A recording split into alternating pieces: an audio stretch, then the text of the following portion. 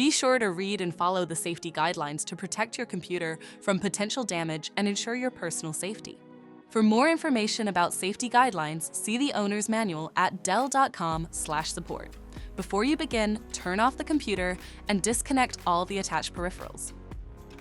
To remove the memory module, unlatch and remove the system's base cover.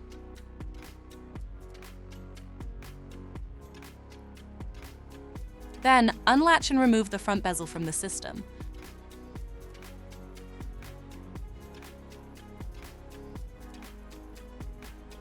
Identify and unlatch the hard drive to remove it.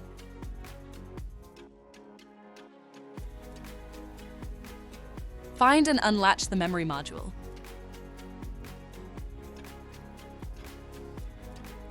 Grasp the module by the edge and lift it out of the system. To reinstall the memory module, place it back in the system and relatch it. Then, relatch the hard drive.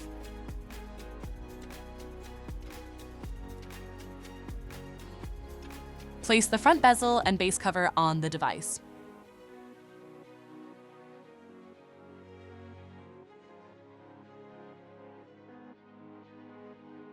For more information about your Dell system, visit dell.com/support.